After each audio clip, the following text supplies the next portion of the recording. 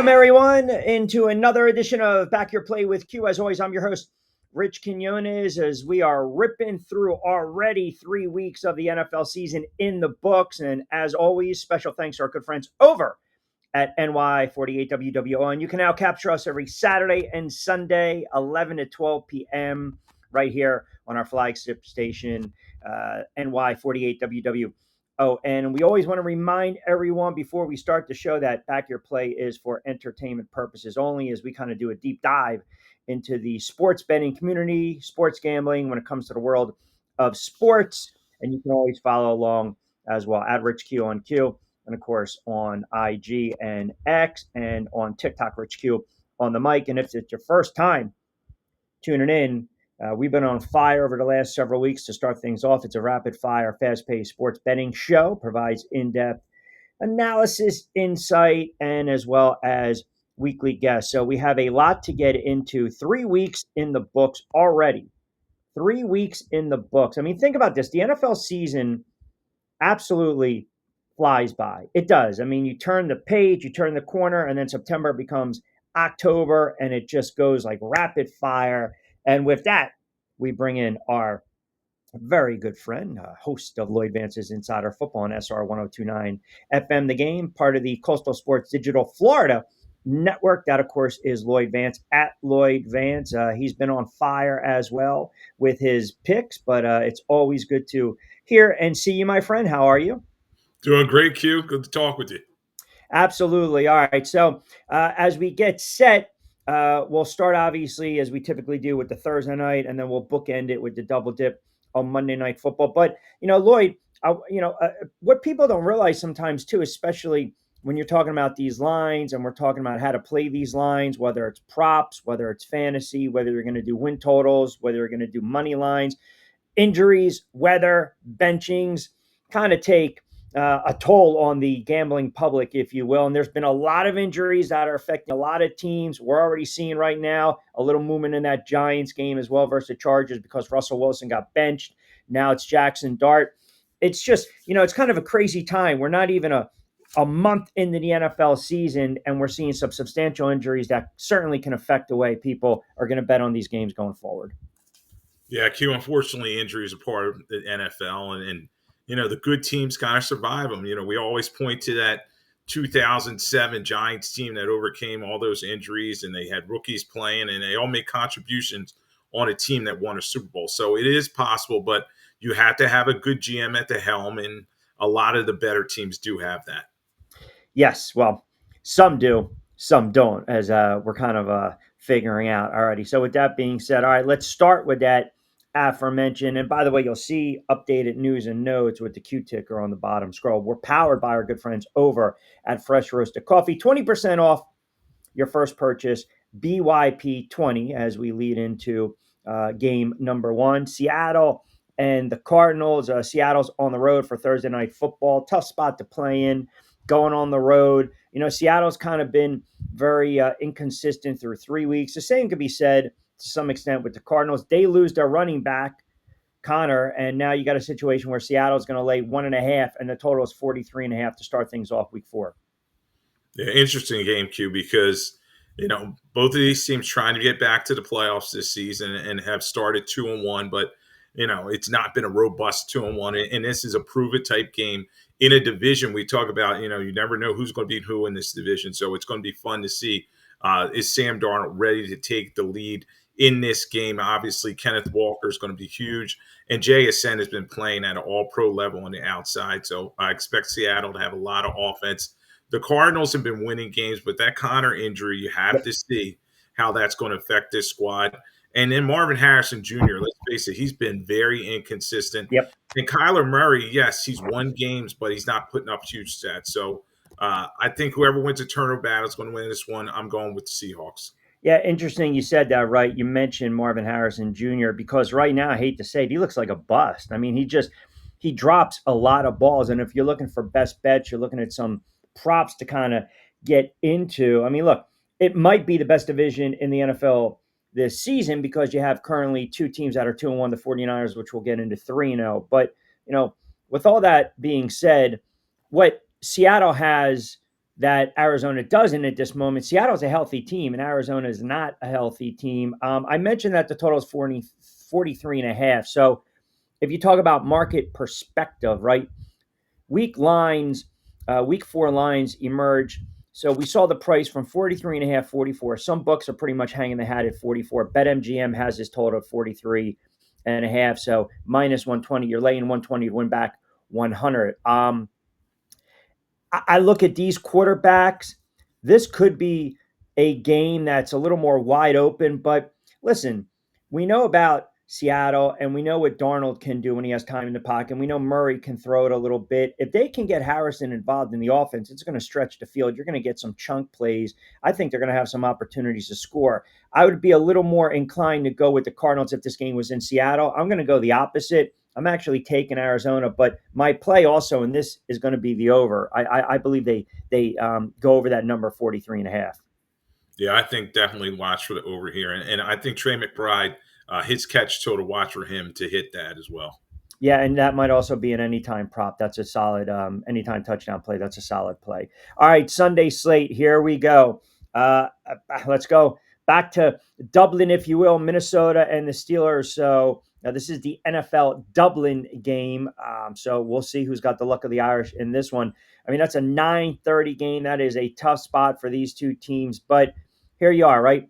The Steelers, they get the win in week 1 against the Jets. Now they've dropped 2 straight. And then Minnesota, we saw exactly what their defense was able to do. I'm not going to get into this whole Carson Wentz. Just stop. The guy's off the sofa. He made a couple plays here and there. I'm not going to get carried away. But because this game is in London, I don't know the field conditions. We don't know about the weather. I look at this game, and this is kind of my first look, but don't touch, even though Minnesota is laying 2.5 and the total is 40. I'm going to steer clear of this game. Yeah, interesting game because you're overseas, and the first game in Dublin, Ireland, regular season in NFL history. So you're just wondering how both teams are going to prepare, or have they traveled already? Their preparation is going to be huge, and with Wentz coming in there as the backup quarterback, the Vikings are going to have to lean on their running game. Yeah, Mason may have to get some rushing, but the defense for the Vikings is kind of beat up. I expect the Steelers to lean on their running game in that defense, and maybe TJ Watt forces a turnover. And we know about the field goal kicker for the Steelers to make some big kicks. So I'll go with the Steelers in a close one. Washington and the Falcons. The Falcons struggling offensively. They benched Penix. They went back to the veteran Kirk Cousins. Penix is the quarterback going forward. This game's obviously in Atlanta. Washington's laying 1.5 on the road. Again, the question for Washington is going to be the health and status of Jaden Daniels, who basically quoted was saying it's up to the doctors, not my decision. I mean, Marcus Mariota played well. They were able to kind of run all over the place against the Raiders. That offense just exploded for 41. But I just don't think, even if it's Mariota or Daniels, that doesn't bother me because I just think the Atlanta Falcons are so limited offensively. I love Washington. This is my heavier play of the weekend. I love Washington on the road laying the 1.5. Well, I've been back and forth in this one, Q, and you talk about the quarterback battle. The inconsistencies of the Falcons, yes, last week they get shut out, but I think they'll have their opportunities this one. Penix Jr. Can make some plays, and Washington a little older on defense. I expect maybe Drake London to get a touchdown in this game. So I'll pick the Falcons in a close one, but you got to watch the kicking game in this one. We know the Falcons have struggled there. Is there any – do you believe if Penix struggles again, they go right back to Cousins and it's more of a extended period of time with Kirk Cousins under center? Because the last thing you want to do is keep flip-flopping quarterbacks. Yeah, great question, Q. Raheem Morris, he's going to have to find this, and also Zach Robinson, his offense coordinator. You're going to have to find their guy, and I think they believe Penix is that player. They're going to have to give him his opportunities, but his inconsistencies, especially last week with all those interceptions and a pick six, if they want to win a division, which is winnable, and catch the Tampa Bay Buccaneers, they're going to have to get Penix on the right page. But yeah, you got Cousins in the bullpen. And watch for Bijan Robinson. Has not sniffed the end zone from a rushing standpoint just yet. And we know at times you can run a little bit against that Washington Commanders defense. But it should be an interesting one. All right, the largest line of the weekend the Saints, who, if you listen to BYP and on Q last week, I had them money line. I don't know what the hell I was thinking. They're 0-3. They gave up 44 to Seattle. It might get worse. I mean, imagine if you had to go up to Buffalo in late November, December, but alas, they get them the last weekend in September on the road. Buffalo's laying 15.5. It's a crazy number to think 16 of my close. The total is 47.5. We know how good Buffalo is. They scored 41. They scored 30. They scored 31. They were toying with the Miami Dolphins, who kind of made an interesting late. But listen, Buffalo right now, you beat the Saints, you beat the Patriots, you beat the Falcons, you beat the Panthers. I mean, they might be undefeated going into that game against Kansas City in November. Now, we got a couple months, a couple weeks, almost a month to kind of dissect that. But at this point, absolutely not am I going to look on the side of the Saints. But I'm also, I don't like this 15, 16 points. I mean, Buffalo wins the game, but I just think it's a high number. Yeah, Q, I agree with you. You know, you always that garbage touchdown at the end that could Scares just me. screw everything up. And 16 points is a lot of points in the National Football League, and we've seen the way the Bills kind of get that big lead and kind of coast in. They did it earlier this season against the Jets, and then they'll kind of maybe take out Josh Allen and preserve some of these guys. So I expect Buffalo to win this game, get up by a big score. But don't forget, Rattler has gotten some nice empty calorie stats at the end of games, and him and Olave, maybe they get a touchdown to kind of close the gap on that spread. So I wouldn't touch it, but if you had to, I'd say take the Saints and the points. Yeah, I mean, it could be 31-10, and you're right. I mean, they pull the starters, Buffalo does, and it's 6-7 minutes to go, or 5 minutes, or 31-6, maybe a quick field goal, 31-9, and then under 5 to go, Allen comes out, and they punt. New Orleans gets the ball, and they go right down the field, right? I mean, funny with blowouts like this, or maybe there's a turnover and Trubisky, all of a sudden he's in there in mop up duty in a blowout, and he scores a quick touchdown, right? So you might want to look for an anytime touchdown in this one if you think it's going to be a blowout, believe it or not, for Trubisky, because he might get some snaps and he might get some reps in this one.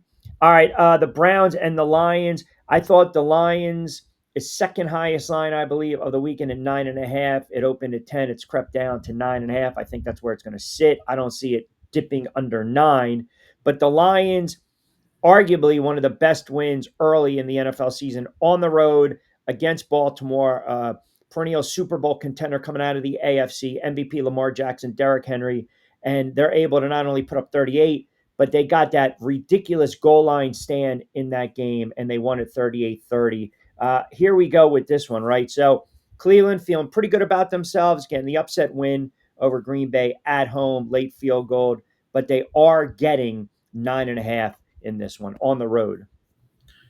Another interesting one, kind of big line there, but Detroit, maybe they've righted the ship. That was a great win, as you said, to go into Baltimore, and they showed their explosiveness. When Goff is not turning the football over and getting the ball out of his hands, Gibbs and Montgomery are going to run downhill, and then Amon-Ra St. Brown's going to make his play. So Cleveland is challenged offensively. Defense is very good. You saw them kind of shut down the Packers. So I'll say the Lions cover that number, but we'll definitely watch for a Gibbs anytime touchdown and also maybe his catches prop. Interesting that you bring that up. So you look at how different models are coming out, whether it's DK, BetMGM, the Lions are going to win this game at 78%. That's your confidence level, right? 7 out of 10, 8 out of 10. Okay, you're good. But a lot of people feel that the Browns will cover the spread with around 64% confidence level. So be that as it may, you mentioned some of these player props.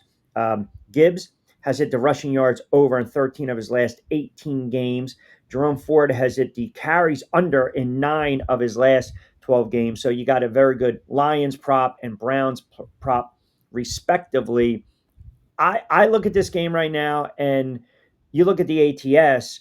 Lions are 2-1 when betting on the money line for +2 units, and then the Lions are 2-1 when betting the over under 1 unit. I think ultimately, if Flacco's upright and he's not being rushed in the pocket, he's going to have some time to throw the football down the field, believe it or not. The problem is, you got to do better than 3.6 yards per average, right? And you look at the Lions. I mean, they can give up chunk plays. He can still throw the football, but if he's under duress and the pocket's collapsing, they're going to get to him 4 or 5 times. I think the Cleveland Browns offense is going to be limited in this one, and I don't like the 9.5, but I feel this is a 30-13 type of game. Um, Even though that would mean that Detroit's covering, I'm actually inclined to play the over in this one. I just 9.5. It worries me, kind of like the Saints and the Bills with that backdoor cover. Yeah, you definitely got to watch that. And Junkins is going to be a key for the Browns in this game. He started running the ball effectively. But I think the Lions, and Dan Campbell, once he smells a wounded animal, he's going to pile on. So he wants to get that 40 burger or 50 burger, and they will be at home in Detroit in the dome, ideal conditions. So, yeah, I expect them to definitely hit the over as well as cover that 9.5. Week 4 in the NFL is among us. And again, this is BYP Back Your Play. I'm your host, Rich Quiñones. It's a rapid fire, fast paced sports betting show. And again, we had a lot of analysis, entertainment, and some insight. And special guest, of course, our good friend Lloyd Vance from Lloyd Vance's Insider Football, 8 to 9 every Monday night on SR 1029 FM The Game. Give him a follow on social media at Lloyd Vance. Kind enough to join me not only on BYP, but also on Q during the week. And we always tell you guys, get social with us. As you're doing that, check out the show notes below because we are powered by our good friends over at Fresh Roasted Coffee. 20% off the first purchase, BYP20. All right, we're about 20 in. A lot of time to play with. We're kind of creeping near halftime. We're going to take a quick time out. We're going to run through the rest of the 1 o'clock games, obviously the 4 o'clock games to cap things off. And then you got the double dip on Monday Night Football. Keep it locked in right here to Sports 48, TV 48, WWON, more BYP coming up on the other side.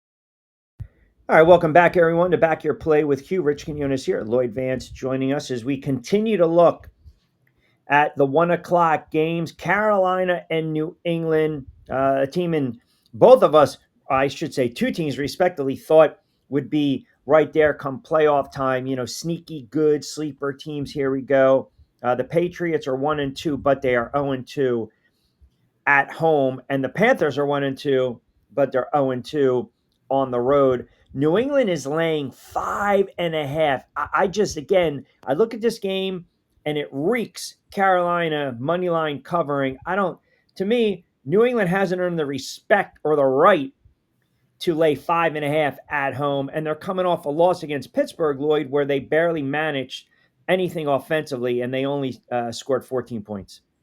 Yeah, the key thing for the Patriots Q is turnovers.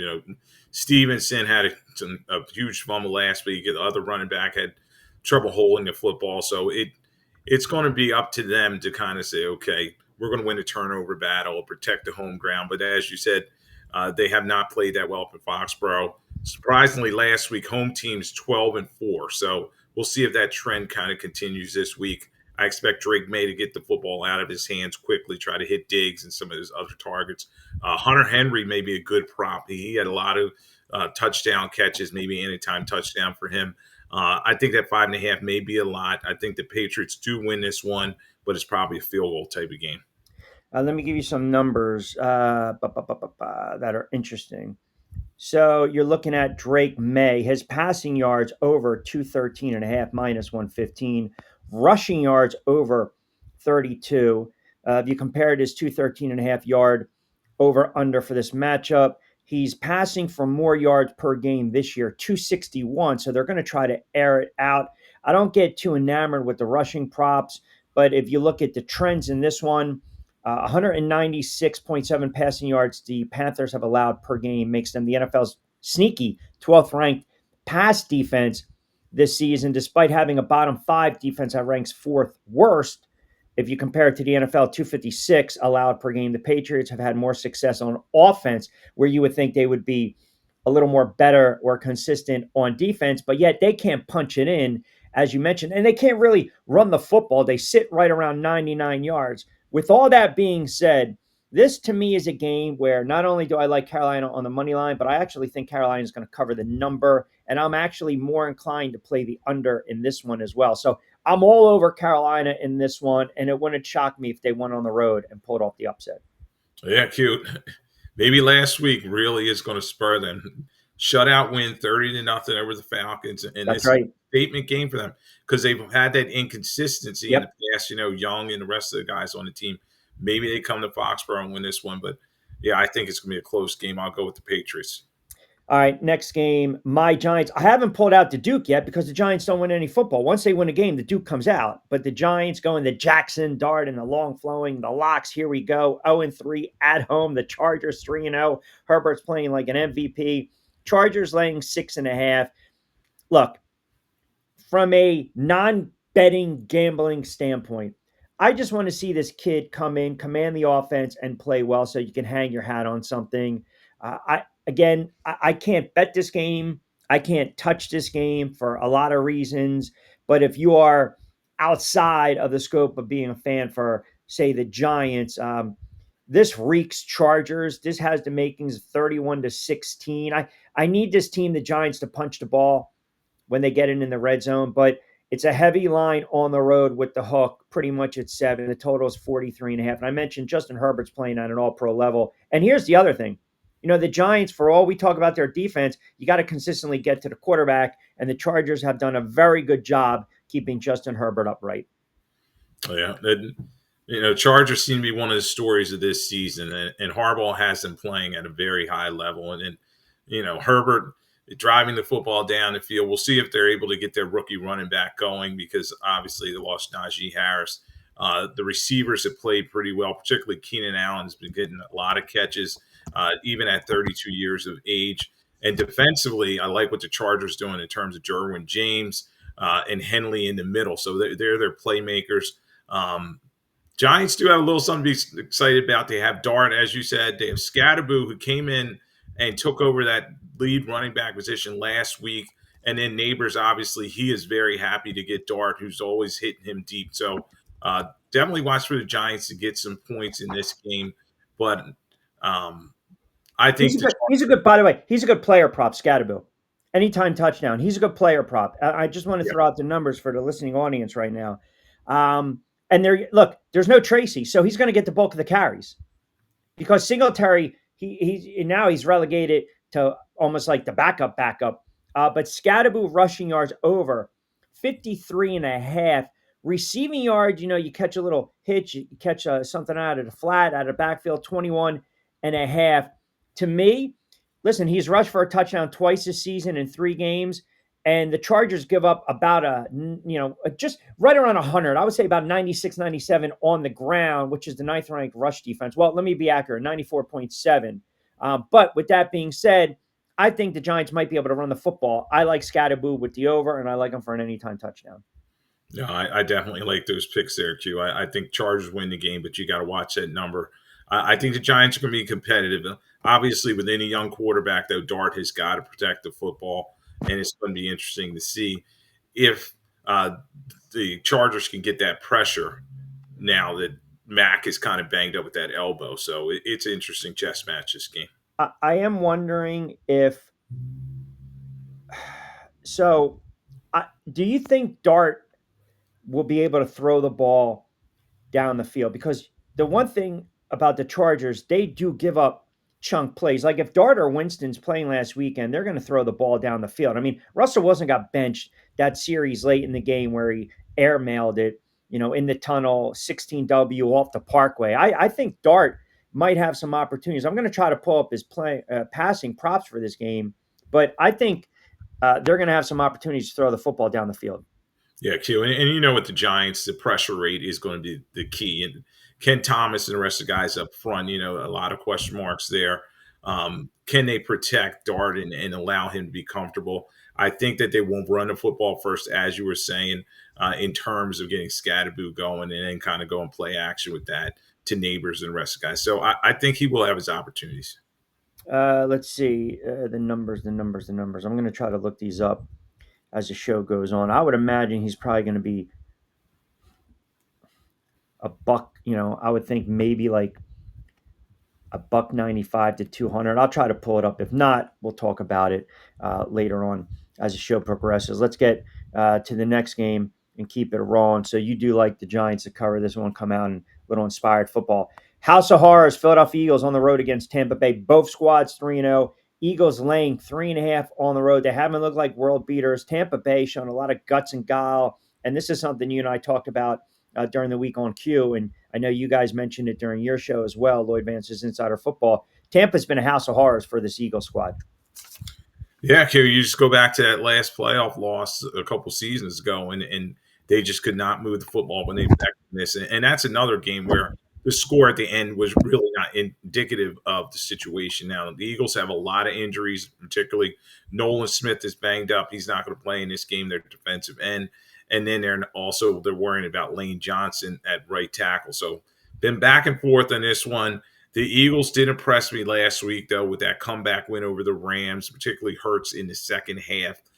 They do have to protect him. He's sacked 4 times. The Eagles just have that look, almost like Kansas City last year. I believe they're going to find a way. But as you said, tough place to play. Todd Bowles is going to blitz Jalen Hurts a lot. Maybe this is a Saquon type of game. The narrative that's going around, it just, I don't know. I don't know if people just have nothing to talk about, to be quite honest with you. Look, you're always going to get opinions from former quarterbacks. They're always going to have an opinion, but there's this sentiment perception now that the Philadelphia Eagles just don't trust Jalen Hurts to throw the ball down the field. And that's why their offense struggles. That's why they have to force feed the ball. Last year, they relied so much on Saquon, especially in the playoffs. But again, in the Super Bowl, he let it fly. Now, I don't know if you believe what I'm saying or what's being said, if you take it with a grain of salt. But when you watch these games, do you believe there's a tentativeness by the coaching staff, i.e. the offensive coordinator, Patullo, to allow Hurts to stretch the field and throw the ball down the field? Well, when you watch the early tape, particularly the first halves of the first 3 games, yes, Q, there is something amiss with this offense, and he probably needs to open up some more. I did hear those older quarterbacks saying the trust type question. I don't think it's a matter of trust. They've been together a while. They've been on the same playbook, but maybe he just needs to say, okay, maybe it's time to open up this Corvette, let it growl a little bit on the open road. And the Eagles have all the keys in terms of their 2 receivers, Smith and AJ Brown, and then we talk about Saquon. Watch for Dallas Goedert in this game. Levante David getting a little older in the middle of that Bucs defense, and then Winfield in the back. Yes, he's a playmaker, but they can be had at other areas of that secondary. So it's going to be, and I think they're going to make a point, the Philadelphia Eagles, of letting Hurts cut it loose early. We'll see if he's able to protect the football. If we remember back in that playoff loss in Tampa, he did have some turnovers. Tampa Bay's coming in. They are a banged up unit and team, but Baker Mayfield definitely playing like an elite quarterback. A game that does not move me at all. A battle of winless squads, the Titans and the Texans, which can always be profitable, believe it or not. Very low total, 38.5. Houston is laying 7.5. You got that rookie quarterback on the road. I mean, is this the get right game for the Texans, who, quite frankly, have looked horrible in 3 games, scoring 9, 19, and 10 points respectively? Yeah, Q, you would think this is going to be a get-right game. D'Amico Ryans has got to find a way for his squad to get a win. Last week, those Stroud so tentative in the pocket where he was just holding the football too long. He's got to cut it loose. Nico Collins is obviously going to be open. They need to get Nick Chubb rolling in the rushing game. Titans are a scrappy team. Yes, they have a rookie quarterback, but they have some guys that can still make some plays like Ridley and Simmons on the defense. But I do expect the Texans to cover that number and get right in this game. Look, when do we start to question D'Amico Ryans and CJ Stroud? I mean, CJ Stroud has taken a step back. We always talk about quarterbacks trending up, and his first season, he played really, really well. I mean, 23 touchdowns, 5 picks. Then he came back down to earth. His offensive line did not help him out. He was sacked 52 times, but his numbers were not good last year. The offense struggled. They couldn't run the football. And again, it's kind of the same story. He's been sacked 8 times through 3 games. When do we start to say, okay, look, the kid's only, 23, 24, but you still have to criticize when it's warranted. Yeah, you definitely have to start look at it, especially how he played down the stretch at the end of last season. They have switched offensive coordinators and new OCs in there this year. That surprisingly, they moved him down in the sidelines, so maybe the OC can see what Stroud's seeing on the field. We'll see if that works. But they do have a lot of weapons, and you talked about the inefficiency of that offensive line. Obviously, Treen Tunsil created a hole there. They do still have Howard and some other guys up front, but they got to do a better job. And Stroud, yeah, you thought he was the next Mahomes, but right now he's kind of falling off a cliff. How about this halftime right here on BYP? We just ripped through the 1 o'clock games, the 4 o'clock, 4:05, 4:25 window coming up again on the other side. I want to remind you we are powered by our good friends over at Fresh Roasted Coffee. Save on your first purchase. Just use the link and also click on the promo code BYP20. We know summer's in the books, which means fall time, a little cafe con leche, any type of coffee you need just to keep you warm. That's all it is, right? Because the weather is getting a little chilly out there. You start to make the fire. You got high school football, you got college, and of course, the pros. And we always want to remind you guys to get social with myself and Lloyd. Lloyd, of course, at Lloyd Vance, myself, at Rich Q on Q, X and IG. And of course, subscribe to our YouTube channel at Rich Q on Q or at Rich Quiñones. And we always want to give a special shout out to our very good friends over at NY48 WWON, keeping us on the air every Saturday and Sunday, 11 a.m. to 12 p.m. Check them out online as well. And you can check out your Roku device. You can go to the app and you can download NY48 WWON streaming on a budget. And listen, we might be on a budget, we might be on a shoestring budget, but at the bottom line, we try to figure out a way to put a little coin in the pocket for you guys. So we got the 4 o'clock games coming up on the other side. We'll take a breather. We will come back. We'll rip through them. You got the double dip. And then time permitting, we'll kind of do a couple of news and notes around the NFL. Keep it locked in to a Saturday/Sunday edition of BYP with Q.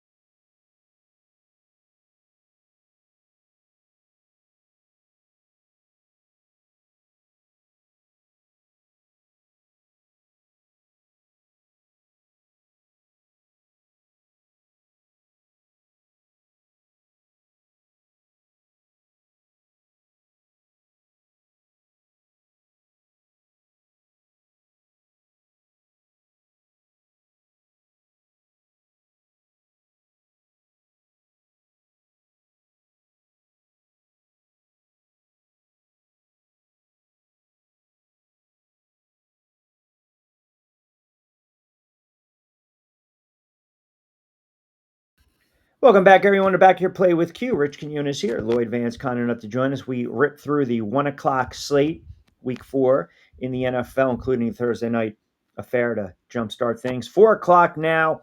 My guy, Danny Jones, Daniel Indiana Jones, and the Colts 3-0 against the Rams 2-1. They got to be kicking themselves, the Rams, right? The number's 4.5. I don't care, Lloyd, if you missed a field goal. I don't care if you shank it. I don't care if it's doinked. I don't care if it goes in. I don't care if it's blocked. Don't have it block and then run back the other way, because that was a horrible beat for yours truly from a lot of standpoints, let's just say, closing a book on the Rams last week. But they're home now. They're going to rebound 3.5. This is the game where I think we're going to see if the Colts/Daniel Jones are legit against this Rams defense. If you go on the road and you beat the Rams, then I'm going to start to take you a little more serious. Yeah, Q, this one I've been had my eye on all week, and Cardi's got to do a better job in terms of getting those kicks up. The kicks were very low. Some of the Eagles came out and they said that they saw a tendency for low kicks, and they blocked 2 of them. So kudos to the Eagles, but the Rams had that game. They were dominant throughout it, and maybe it left a bad taste in their mouth. Now you have the Colts team coming in there, Yep. though, very underrated. Everybody talking about Daniel Jones and the rebirth, but you have to talk about Jonathan Taylor. I mean, last week, three Yep. touchdowns, over 100 yards. They're hitting Michael Pittman down the field. And then defensively, you have Franklin and you have DeForest Buckner in there and a bunch of other guys that are aggressive. So uh, I wasn't sure which way to go lean on this one, but I just thought, you've always known that I'm a Rams. I believe in the Yeah. Rams and what McVay's Yep. kind of doing, and Stafford's held up. At 37 years old, the back looks good. They do need to get some more from Kyron Williams. Expect a lot of Puka Nacua in this game. I expect a tight game, but I'll say the Rams win it. And ironically, this week, Cardi will probably be the hero as he kicks a game winner. Good insight on Jonathan Taylor. Over under set for Sunday is at 85.5, 27.2 fewer yards in a season average of a buck 12.7. He's totaled more than 85.5 rushing yards in a game 2 times this season. Now, odds makers are setting it right at 80. His rushing yard prop is 85.5. You want to play the over again, minus 115. You got to lay 115 and win back 100. I like anytime touchdown. He's had multiple rushing touchdowns in one game this season. I think he might break one off. I think red zone's a little different because you look at that Rams defense, right? They're allowing right up at 103, a little more stingy in the red zone.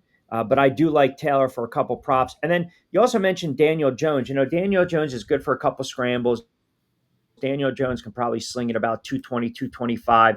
This might be a high scoring affair, but if the Colts go on the road and beat the Rams, you got to start to have the conversation. It's a good test for them to start, right? Because they kind of went through the Drex, the Dolphins, Denver, they got a gift, let's be honest, on the leverage call with the field goal. And then they turn around and they really just run roughshod through a bad Titans team. But I'm leaning towards the Colts on the road with the points in this one.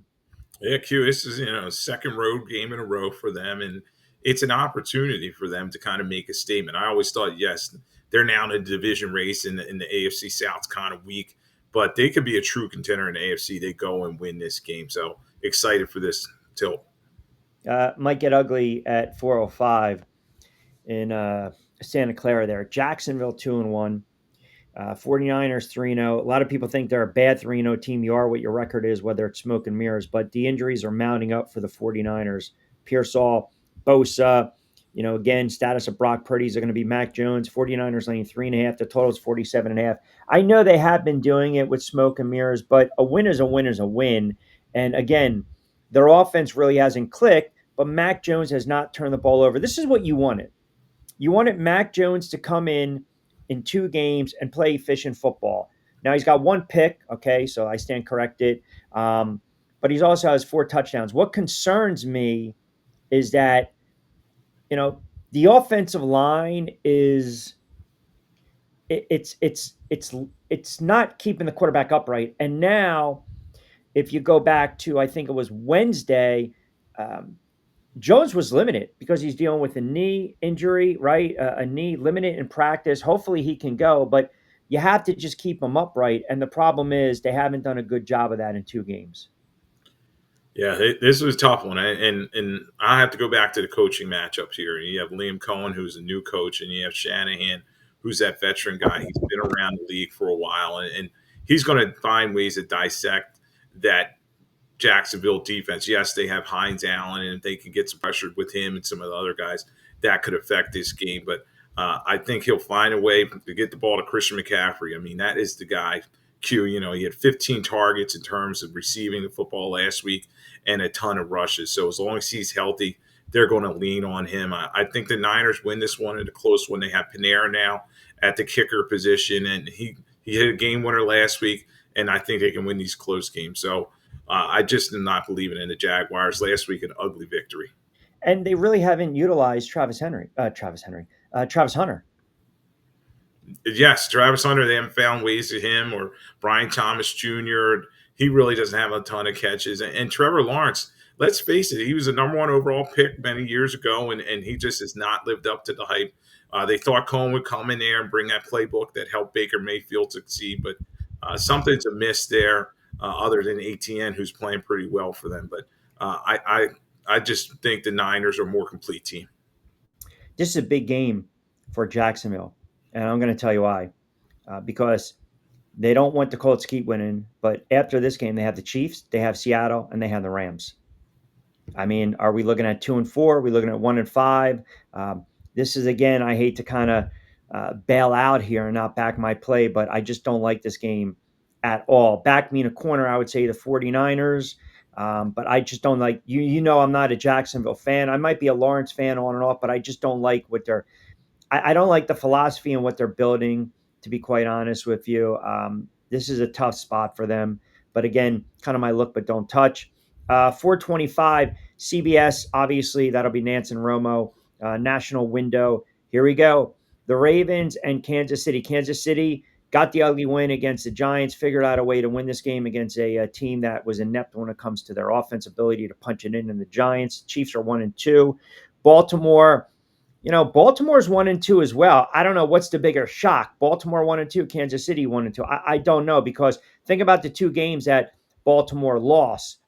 What worries me a little bit is that they haven't really been able to get Derrick Henry going off. Now, do you attribute that to the Browns run defense, the Lions run defense? Derrick Henry been fumbling, hasn't really had that stretch that we've seen in years past, aside from what he did in the Bills game, but they also were up by 15 and he had to fumble. So right now, mentally, Derrick Henry got to hold on to the football. And if I'm these linebackers or these DBs and corners coming in late for that, that second line of defense, I'm smacking the ball. I'm hitting this guy, smacking, a peanut punch. I'm trying to get these fumbles with Derrick Henry, because it's got to be in his mind right now. But overall, Baltimore going on the road, Lloyd, going on the road in Kansas City, and they are laying 2.5, and the total is 48.5. Yeah, Q. It used to be you did not want to go to Arrowhead and play a game, but you saw the Eagles a couple weeks ago. They went there and won, and teams just aren't scared any longer No. going against Mahomes and Andy Reid there. So this is an opportunity for a Ravens team who we thought could contend, being the number one seed, for them to make a statement. They got to win this game, and Lamar Jackson was sacked 7 times. That line has got to play better. Linderbaum and Stanley, the guys up front, they got to do a better job in protection. And you're right, in terms of Derrick Henry, he's got to hold on to football. I fully expect him, Henry, to get 25 carries, to run downhill. He wants to prove that he's still a playmaker and he's not a fumble. And let's face it, he has 3 fumbles this year, but in like the last 4 years, he had like 3 fumbles. So I wouldn't expect that tendency to happen again. But you're right, Cook, Bolton, Jones, they're going to be punching at the football. I feel like this can be that, second, third, fourth round of a 12-round title affair, like, the gut punch, the liver shot, the early knockdown right now. If the Ravens beat Kansas City, now, yes, they have Jacksonville coming up, but then they have the Lions, and then right after that, they've got the Commanders, and 2 weeks after that. Plus, they still have the Bills, and Denver and the Colts. I mean, if you're Kansas City, you can ill afford to start the season 1-3, 1-4. You're correct. And Mahomes, he's got to make some plays. Unfortunately, he's been their leading rusher. They got to find a way for Pacheco to get going. And then, Thornton, Worthy may play in this game. Some of the receivers. And don't forget about Kelsey. I mean, he's got to be able to work the middle of that field, because let's face it, in the middle there, Roquan Smith, his age for the Ravens, and the tight end can make some plays. But Kelsey's got to get it done. And I expect Hamilton, though, to be a difference maker in this game, and the Ravens win a close one. Did you see, if you're hanging your hat on Kansas City, we talked about that offense. It wasn't great. Pacheco had 45, Hunt had 34. I don't know if we're saying, okay, if we're comparing the Giants' run defense or the Baltimore's run defense, but I think, Baltimore, you can throw, and I do think you can run against them, right? So this might be the get right offensive game for the Kansas City Chiefs. I mean, Baltimore has the 3rd worst ranked run defense. They've surrendered $149 per game. That's not good. That's 4.3 yards fewer than New York. So you look at Isaiah Pacheco, his rushing total is set at 34 and a half. He should easily top that. Yeah, Q, I agree with you. And they have Humphrey and Smith in the middle of that line. They should be able to open some lanes. And it's crazy. The Ravens, their defense was always their calling card, but Sure. they have not gotten it done in terms of tackling, missed tackles, and teams are hitting big plays on them. You saw the Lions, they had no fear. And Yeah. Amon-Ra St. Brown had a huge game for them. So the Chiefs are going to need one of those wideouts, if it's Worthy or Thornton or Juju Smith-Schuster, one of them to step up and have a big game in this one. 425 window again. Bears on the road against the Raiders. Caleb Williams slinging it against a bad Dallas secondary, but you could have argued NFC Player of the Week. Could have argued Lloyd Vance's game ball, by the way. But Caleb Williams and the Bears, they are getting 1.5 on the road. The total is 47.5 against the Raiders, who are 1-2. And the Raiders. This is what you get with the quarterback. I mean, this is exactly what you get. Like, this is who Geno Smith is. Geno Smith is going to give you 18 of 38 for $165 and 2 touchdowns. And then Geno Smith is going to come back and he's going to give you 19 of 28 for 298 and 3 touchdowns. I mean, it's absolutely maddening. It really is. I mean, you don't know. Hot, cold. You have no idea what the hell Geno Smith you're going to get. He is very inconsistent. And they got to get Genty going. They drafted him very high for a reason. He needs to get his carries. Brock Bowers, I'm hearing, is a lot more healthier with his knee, so maybe they can get him involved in Jacoby Myers in the passing game. But maybe the Bears, I think, Q, have turned a corner. Last week, as long as they can protect Williams and he seems to not be drifting in the pocket, he can make plays. 4 touchdown passes. They, too, have a lot of weapons in terms of their offense with Swift and at the receiver position. We'll see. But I think I'll go with the Bears in this one. It may be a close game, but 2 teams that need a statement and to get in that wild card type race. Hey, I'll tell you this. If the Bears go 2-2, we talk about the Colts, early storylines. The Bears at 2-2 and kind of a resurgence with Caleb Williams. Look, the Bears fans, they love their football, right? The Chicago, they love their football. And again, think about this. Started 0-2. We were starting to clamor about Caleb Williams, Ben Johnson, but then you get a really nice, decisive win against the Cowboys, and that gives you room for optimism, right? And if you're the Raiders, you're fighting for your lives, man. I mean, listen, it's just the bottom line. You can ill afford to have your season end, and it's not even October. Yeah, Q, and the key is going to be the Bears' ability to block Max Crosby. Thuney and the guys up front have to do a good job in terms of that. And watch for Roma Dunzier's yardage and catches. I think he's going to be able to hit that. He really is on the same page with Caleb Williams. All right, the Micah Bowl. I mean, they want to have a tribute to Micah Parsons. Guy played 4 seasons in Dallas. I mean, come on, let's enough already. Green Bay 2-1, bad loss against the Browns. Cowboys 1-2. You can make a case they should be 0-3. They are getting 7 at home, 47.5. Must win for the Dallas Cowboys, period, because you're 1-3. You're not winning the division, but your chances of making the playoffs are slim to none. I don't know how much juice, and everyone's probably going to ride on the Parsons thing. He's going to have this vengeance and this and that. Hey, man, if he gets a sack or 2, what does that prove, right? I mean, at the end of the day, we know Dallas's defense wasn't very good with Micah Parsons. They're worse without Micah Parsons. Yes, Q, and you talk about revenge game, and I think the Packers are going to be angry from last week. Let's face it, it was 13-10 to a heavily underdog Browns team, and they played extremely sloppily, particularly that Jordan Love interception late in that game really turned the tide of the game. And I think they're going to come in there and try to get it. I expect a lot of Jacobs running against this poor Stouts defense, and then all getting some play action off of that. So Micah Parsons, yes, I think he'll get his plays. He'll probably get a sack, and the Cowboys are a little beat up front. Smith's hurt on their offensive line. So I expect the Packers to win this one and cover the number. Ugly game Monday night in Miami. Dolphins, a 2.5-point home favorite.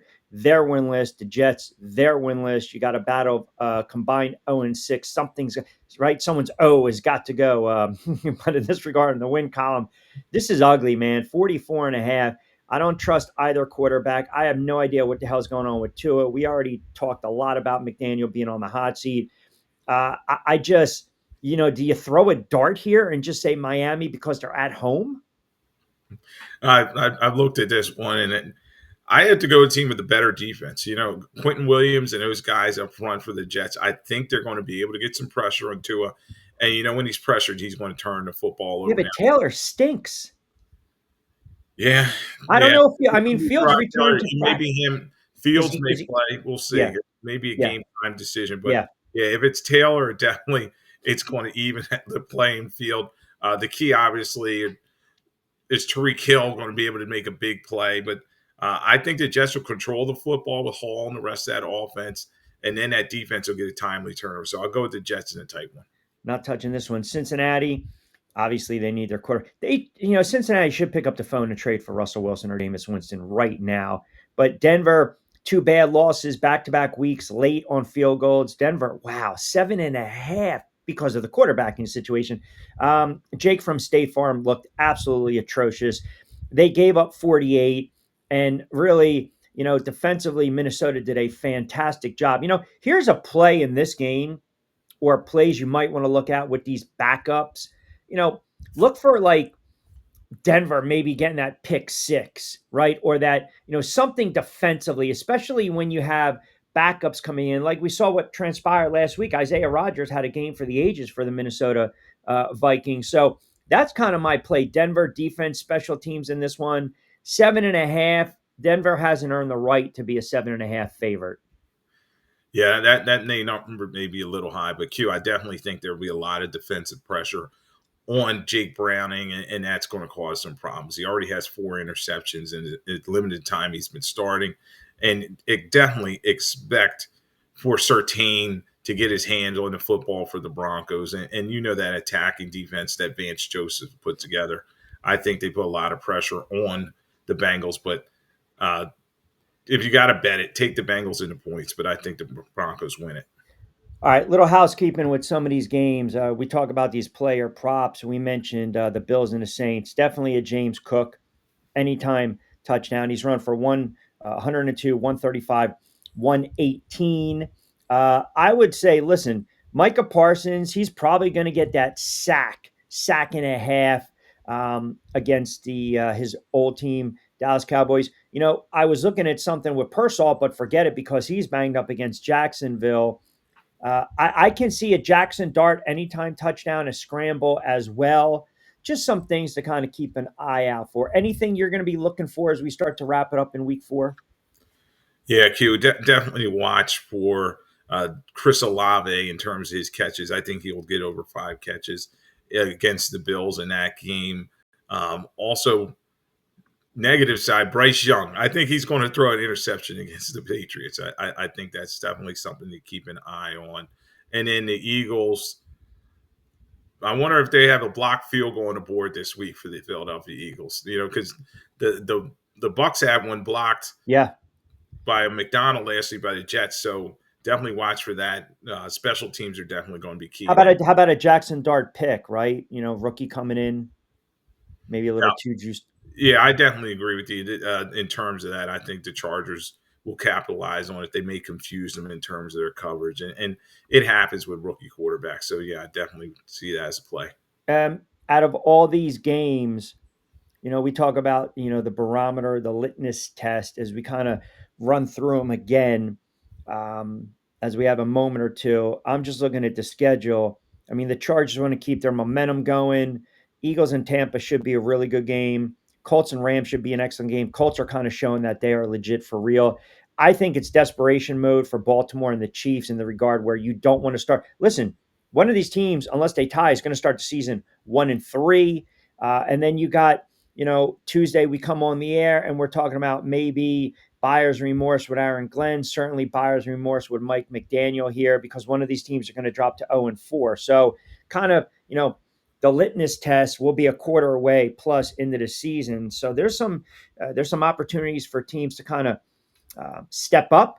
And then there might be some opportunities for teams that they don't cash in, they don't take advantage of. And we're going to be talking about them on Tuesday, and it's going to be a lost season for them.